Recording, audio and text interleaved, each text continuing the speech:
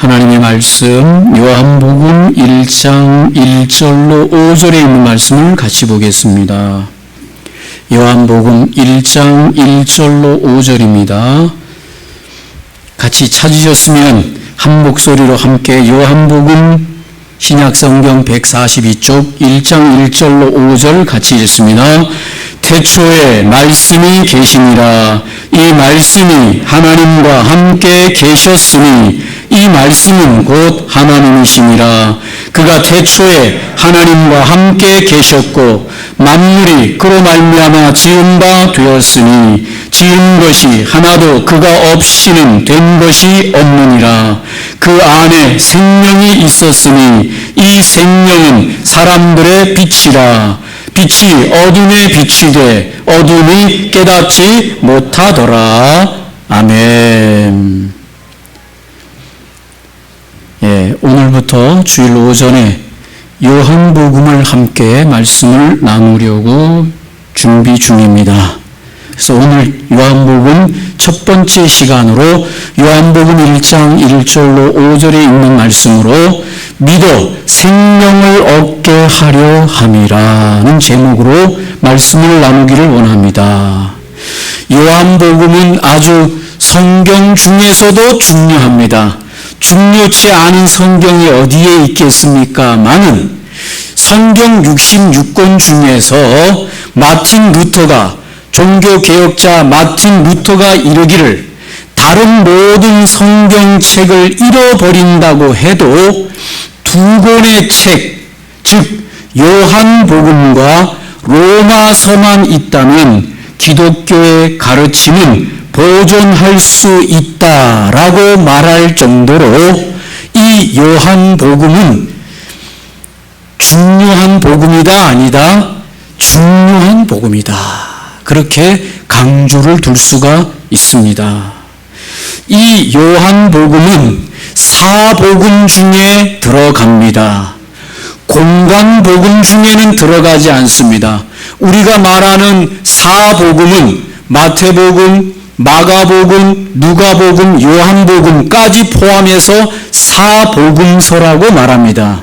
그러나 공관복음이라고 말할 때는 마태복음, 마가복음, 누가복음 여기 세 복음만 공관복음입니다.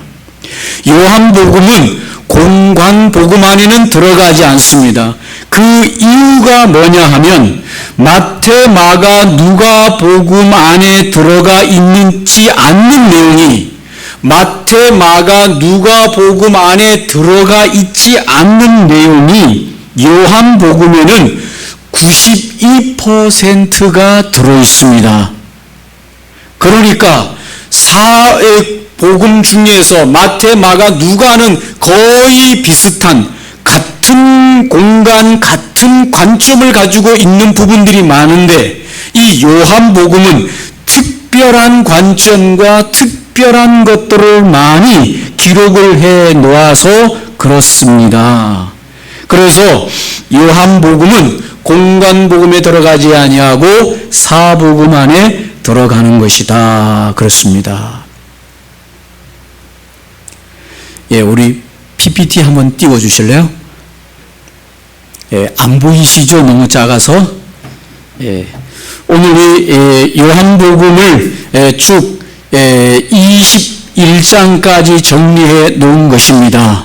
근데 가장 중요하게 봐야 될 것은 밑에 중간쯤에 보면 주제라고 되어 있습니다. 주제라고 되어 있는데 거기 주제가 어떻게 되어 있는가 하면 믿게 하려 함이요 생명을 얻게 하려 함이라 이렇게 되어 있습니다. 그래서 오늘 이 요한복음을 사도 요한께서 하나님의 성령의 감동으로 성경을 기록하게 된 이유가 뭐냐?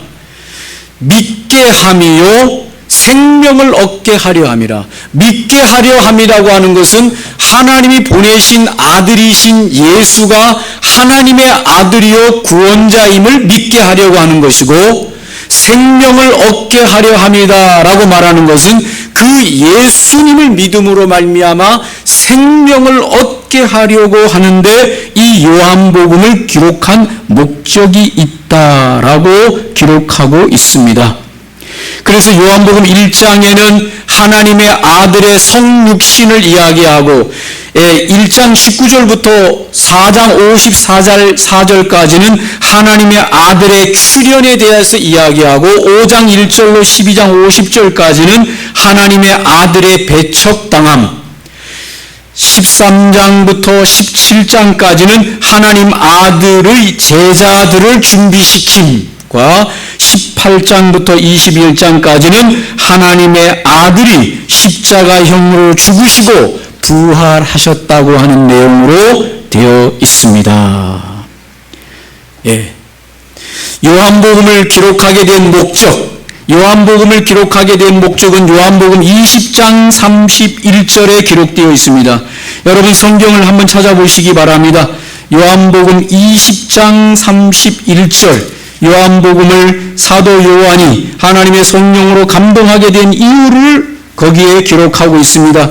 요한복음 20장 31절 다 같이 한번 한 목소리로 읽겠습니다. 시작. 오직 이것을 기록함은 너희로 예수께서 하나님의 아들 그리스도이심을 믿게 하려 함이요 또 너희로 믿고 그 이름을 힘입어 생명을 얻게 하려 함이니라. 아멘. 이렇게 분명하게 말씀했는데 헷갈리지 않으시죠? 오늘 요한복음을 기록하게 된 목적은 너희로 예수께서 2000년 전에 이 땅에 오신 예수께서 하나님의 아들이시요 기름 부음을 받은 하나님으로부터 기름 부음을 받은 그리스도이심을 믿게 하려는 데 목적이 있어서 기록해 놓았다. 그러니까 오늘 우리가 요한복음을 배우면서 요한복음의 말씀을 읽으면서 우리에게서 첫 번째는 예수 그리스도는 하나님의 아들이시고 그가 우리의 구원자로 기름 부음을 받으셔서 이 땅에 오신 메시아이시라고 하는 것을 알고 믿어야 되는 것이지요. 두 번째는 그 예수 그리스도를 그렇게 믿음으로 우리가 예수님을 힘입어 영원한 생명, 영생을 얻는 데 목적이 있다라는 것이죠. 성경은 특별히 다른 내용을 다루고 있지 않습니다. 오직 살아계신 하나님의 존재에 대한 계시와 그 하나님이 어떻게 죄인을 구원하시는지에 대한 구원의 길을 제시하고 있는 내용이 바로 성경 66권입니다. 맞습니까? 이 요한복음에는 또 하나 특별한 내용이 담겨져 있습니다. 그 특별한 내용이 뭡니까? 7가지의 기적과 7가지의 자기 선언이 되어 있습니다. PPT 한번 올려주시고요. 7가지의 기적을 하나, 첫 번째, 두 번째, 세 번째, 네 번째라고 기록을 하면서 이 7가지의 이 기적을 기록하고 있습니다. 첫 번째는 예수님께서 물로 포도주를 만드는 기적, 두 번째는 왕의 신하의 아들을 고치신 기적, 세 번째는 중풍병자를 고치신 기적, 네 번째는 무리를 먹이신 오병이어의 기적, 다섯 번째는 물리를 걸으신 기적, 여섯 번째는 소경의 눈을 뜨게 하시는 기적, 일곱 번째는 죽은 나사로를 살리신 기적을 첫째, 둘째, 셋째, 넷째에서 7째까지를 기록해 놓았습니다. 그리고 오늘 이 기록 7가지의 기적뿐만 아니라 7가지의 자기 선언이 있습니다. I am 이라고 하는 나는 무엇이다 라고 하는 자기 선언이 있습니다. 예수님께서 7가지 자기 선언을 요한복음에서 하셨는데, 첫 번째, 나는 곧 생명의 떡이다. 두 번째, 나는 세상의 빛이다. 세 번째, 나는 구원의 문이다. 네 번째, 나는 선한 목자라. 다섯 번째, 나는 부활이요 생명이다. 여섯 번째, 나는 길이요 진리요 생명이다. 마지막 일곱 번째 뭐라 그랬습니까? 내가 참 포도나무라. 그렇게 자기 선언을 하셨습니다. 이것은 요한복음의 기록에 아주 독특한 방식으로 예수 그리스도가 누구이신지를 분명하게 드러내는 일들을 위하여 이 일곱 가지 기적과 일곱 가지 자기 선언을 기록해 놓았습니다. 우리는 이 일곱 가지 기적을 통해서 예수가 하나님의 아들이심을 믿으면 되는 것이고, 일곱 가지 자기 선언을 통해서 예수님이 하나님의 아들로서 우리의 구원자이심을 믿으면 되는 것입니다. 그러면 오늘 본문으로 들어가서 이 요한복음 1장 1절로 3절을 먼저 보시면 태초에 말씀이 계시니라. 이 말씀이 하나님과 함께 계셨으니 이 말씀은 곧 하나님이시니라. 그가 태초에 하나님과 함께 계셨고 만물이 그로 말미암아 지은 바 되었으니 지은 것이 하나도 그가 없이는 된 것이 없느니라. 아멘입니까? 예. 오늘 여기에 요한복음에 처음 시작하는 첫 단어는 태초에라고 하는 단어입니다. 태초에로 처음 시작하는 성경이 또 어디에 있습니까? 창세기 1장 1절에 어떻게 나옵니까? 태초에 하나님이 천지를 창조하시니라. 그렇게 말합니다. 그런데 오늘 창세기에서 말하는 태초에와 요한복음에서 말하는 태초에는 시간의 시점이 각각 다릅니다. 창세기에서 말하는 이 태초에라고 하는 이 히브리 말은 베레슈트라고 하는 단어입니다. 이는 천지 창조의 시점, 곧 하나님께서 우주 공간 자체와 우주 만물의 구성 재료가 될 모든 기본 물질들을 무에서 유로 동시에 섬광처럼 생겨나게 하신 원초적 창조 사건이 일어난 때를 가리킨다. 그렇게 성경학자들이 말합니다. 한마디로 말해서 이 베레슈트라고 하는 이 창세기에 말하는 태초는 시간이 이제 막 흐르기 시작한 시점의 원점, 곧 시간의 출발점을 의미한다. 그래서 영어로는 in the beginning이 됩니다. in the beginning. 이것을 더 쉽게 이야기하면, 숫자로 말하면 1을 카운터해줘. 1, 2, 3, 4로 들어가잖아요. 하나, 둘, 셋, 넷로 들어가잖아요. 하나, 둘, 셋, 넷로 들어가기 전에 딱 시작점이 있어요. 그 시작점이 뭡니까? 0이지요. 0에서부터 이제 1, 2, 3, 4 들어가잖아요. 그래서 오늘 창세기의 태초는 0의 개념입니다. 이제 0에서부터 in the beginning 시작해서 1, 2, 3, 4로 들어가는 그 태초를 말하는 것입니다. 그러나 오늘 우리가 보는 요한복음 1장 1절에 태초에 말씀이 계시니라 에서의 이 태초는 헬라어로 엔아르케라고 하는 단어를 사용하는데, 이 단어의 의미는 시간과 공간이 창조되기 이전의 초시간적 개념을 함축하고 있다라고 학자들이 말을 하고 있습니다. 이것은 시간이 만들어지기 전에 초시간적인 개념인데, 숫자로 말하면 0은 창세기 1장 1절의 태초고, 0이 생기기 이전의 시간, 0이 생기기 이전의 시간을 요한복음에서 말하는 엔아르케입니다. 이해되셨다고 하세요?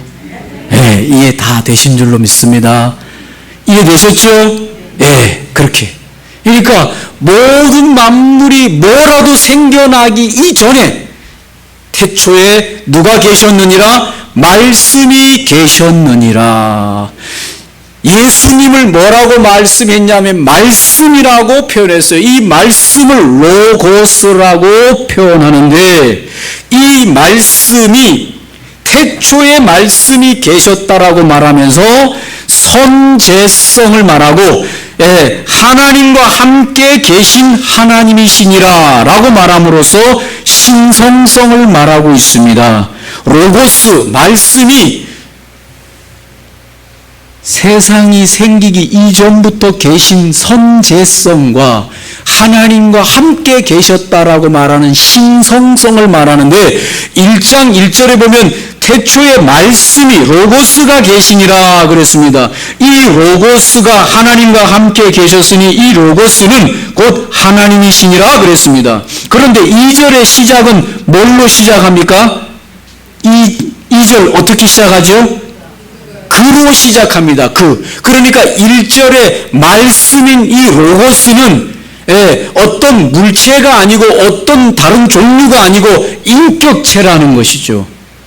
그라고 말하고 있습니다. 1절의 로고스를 말하는 2절에는 그라고 말함으로써 이 로고스는 바로 성자이신 예수 그리스도를 의미하신다. 맞습니까?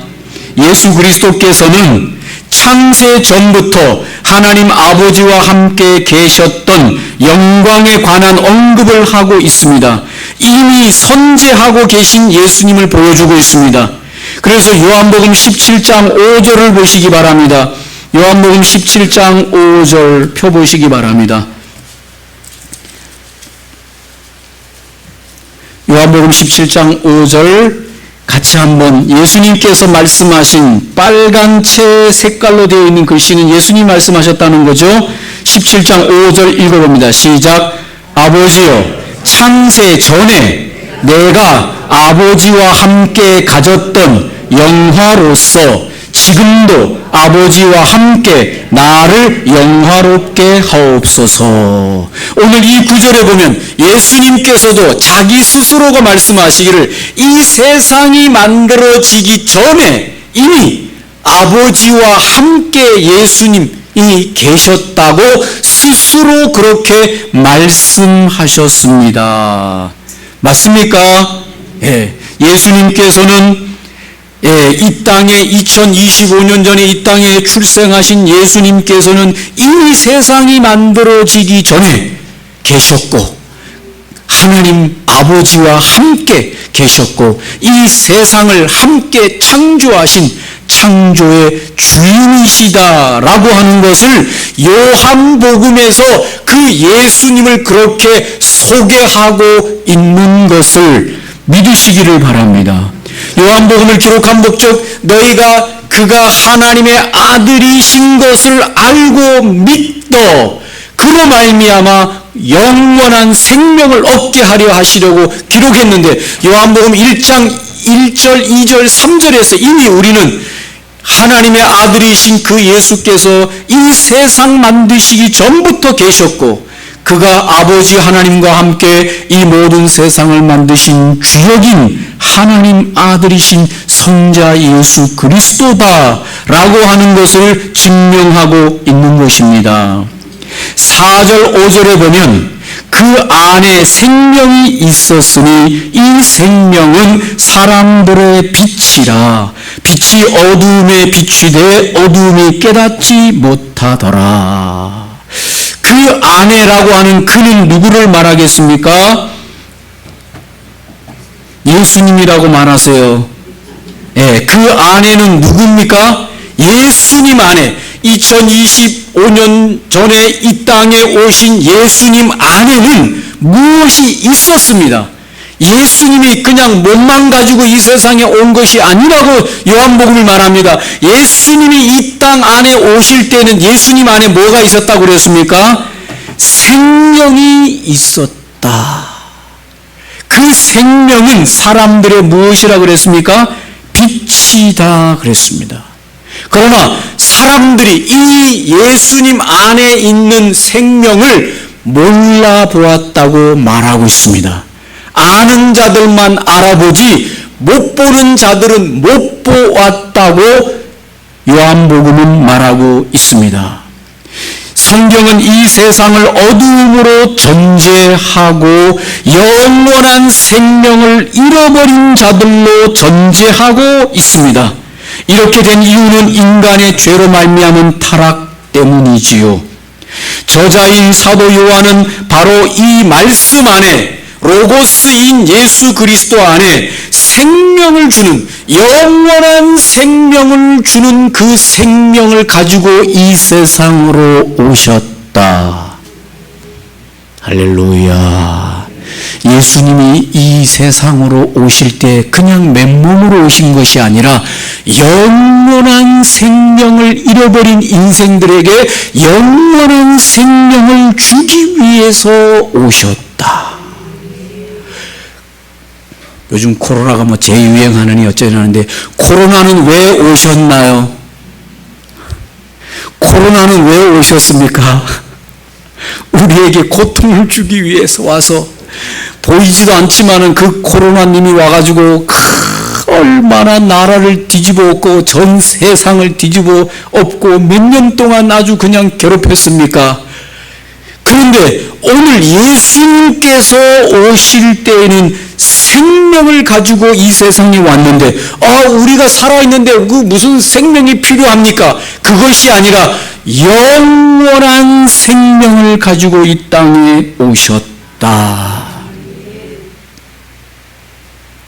이것은 예수님이 가지고 이 땅에 오신 생명은 죽거나 소멸됨이 없는 영원한 생명을 가리키며, 역설적으로는 예수님을 모르거나 배척하고 산다는 것은 곧 영원한 생명을 잃어버린, 그 영원한 생명을 얻지 못하는 인생이 된다는 것을 의미합니다. 요한복음 11장 25절을 한번 찾아보겠습니다. 요한복음 11장 25절, 잘 아는 구절 찾아보겠습니다. 요한복음 11장 25절, 26절 한번 찾으셔서 11장 25절, 26절 시작. 예수께서 이르시되 나는 부활이요 생명이니 나를 믿는 자는 죽어도 살겠고 무릇 살아서 나를 믿는 자는 영원히 죽지 아니하리니 이것을 내가 믿느냐. 아멘. 할렐루야. 여러분, 예수님이 이 세상에 오시는데 그냥 맨몸으로 오셔서 돌아다니다가 그냥 십자가에 못 박혀 죽으시고 끝난 것이 아니라 영원한 생명 주시기 위해서 그분이 생명이신 그분이 이 땅에 오셨다. 아니, 크게 해요. 생명 받아놓고 무슨 힘이 되고 그러셔. 할렐루야. 얼마나 감사합니까? 여러분, 이건 돈을 주고도 살 수 없는 겁니다. 무슨 생명이라 그랬습니까? 영원한 생명. 아이고, 예수 믿고 영원한 생명을 받아도 이 세상에서 죽던데요. 여러분, 이 육체의 생명으로 이 땅에서는 영원히 살면 저주요, 저주. 그래야 안 그래요? 이 다 빠지고 눈에 보이는 걸 없고 손 떨리면서 영원히 안 죽고 아이고 팔다리 아프고. 저희 아버님, 제가 한 달에 몇 번 정해놓고 목욕을 시키러 같이 목욕탕에 다녔는데 뼈밖에 없어요. 그래서 춥대요. 그래서 아버지, 장판 이게 그 온돌로 돼 있는 거 있잖아요. 그거 켜놓고 주무셔야 돼요. 덥다고 그거 안 켜놓으면 안 돼요. 그러면 내가 그거를 많이 올려놓고 잔다. 그런데도 춥다. 새벽이 되면 더 춥대요.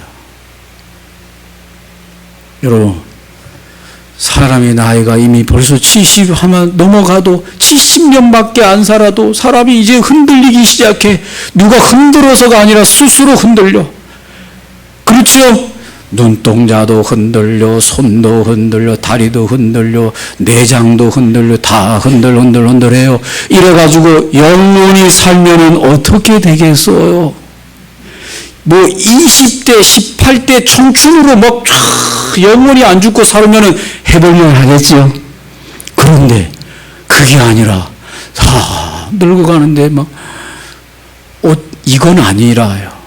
하나님께서는 그래서 이 땅에서의 영원함이 아니라 천국으로 데려가서 하나님 나라에서 영원히 사는데, 그곳에는 늙는 것도 없고 아픈 것도 없고 병든 것도 없고 괴로운 것도 없어요. 보기 싫은 사람도 없어요. 할렐루야. 그런 영원한 천국에서 영원히 살도록 준비하신 생명을 어디에서 나눠주느냐? 천당에서 나눠주는 게 아니라 이 땅, 잠시 왔다 가는 이 땅에서 그 영원한 생명을 예수님이 나눠줄 때 그 영원한 생명을 받아야 되는 겁니다. 잠시 이 땅을 사는 날 동안에 예수님이 나눠주시는 그 영원한 생명을 못 받는 사람은 참으로 불행한 사람이 되는 겁니다. 예수께서 말씀하십니다. 나는 부활이요 생명이다. 나를 믿는 자는 죽어도 영생으로 살게 되어 있다. 살아서 믿는 자는 영원히 죽지 아니한다. 예수님 이 생명을 무엇으로 표현했는가 하면 빛으로 표현했어요. 사랑하는 성도 여러분, 오늘 우리처럼 이 빛을 많이 접하게 되는 인생이 또 어디 있겠어요? 눈만 뜨면 빛이 비쳐요. 그래서 그 빛에 의해서 이 모든 자연 만물의 생명이 살아나는 줄로 믿습니다. 태양빛이 사라지는 그날의 모든 생명은 그 생명이 끝나는 거예요. 마찬가지로 오늘 예수님께서 자신을 빛으로 표현한 것은 생명과 빛을 다른 개념으로 설명하고 있는 것이죠. 예수님이 생명이라고 하는 것을 빛으로 설명해서 빛이 비춰야만 모든 생명이 살아나는 것처럼 예수님이 빛으로 오셨으나 예수님이 빛을 비추되 이 세상에 있는 사람들은 그 빛을 모르더라. 여러분에게 물어보겠습니다. 빛이 찬란한 아침빛이 쫙 비칠 때 빛을 모두가 보는 건 아니라 그 말입니다. 대부분이 빛을 보고 알 수 있지만 빛을 못 보는 사람들이 간혹 있습니다. 누구입니까? 모르겠어요. 눈을 감고 있는 사람은 빛을 볼까요? 못 볼까요? 못 보죠. 아무리 찬란한 빛이라도 눈을 감고 있는데 어떻게 빛이 눈꺼풀을 통과해서 비추겠어요? 절대 그럴 수 없는 거죠. 그렇습니까? 안 그렇습니까? 그렇죠. 또 한 종류의 사람이 있습니다. 누굽니까? 시력을 잃어버린 사람. 빛을 볼 수 있는 시력이 망가진 사람은 아무리 강력한 태양빛이 올해 이 6월에 강력한 태양빛이 비춰도 빛이 안 보이고 깜깜한 인생으로 사는 거죠. 예수께서 빛으로 생명으로 이 세상에 오셨지만 모두가 다 그 빛을 보고 그 생명을 얻는 것이 아니라 눈이 열린 사람만 빛을 보게 되어 있다. 오늘 예배하는 저와 여러분은 이 예수님을 통해서 오는 이 생명의 빛을 깨닫는 눈이 열려서 그 빛을 받음으로 생명을 얻음으로 영생의 자녀가 되어지는 축복을 누리시기를 주님의 이름으로 축복합니다. 아멘. 오늘 말씀을 정리합니다. 요한복음은 하나님께서 보내신 예수님이 하나님의 아들이시요 그는 유일한 구원자이심을 알고 믿어 그 예수님이 나누어 주시는 영원한 영생의 생명을 얻는 빛의 자녀가 되도록 이 성경을 기록하고 있고, 우리는 이 요한복음을 통해서 계속적으로 예수가 하나님의 아들이심을 증거를 통해서 받게 될 것이고 그 생명을 더 풍성하게 누리게 될 것이고 예수님이 비추어 주시는 그 빛을 우리가 찬란하게 받게 될 것입니다. 매 주일마다 오늘 이 생명이고 빛이신 예수 그리스도로부터 빛과 생명을 공급받는 주일이 되시기를 주님의 이름으로 축복드립니다.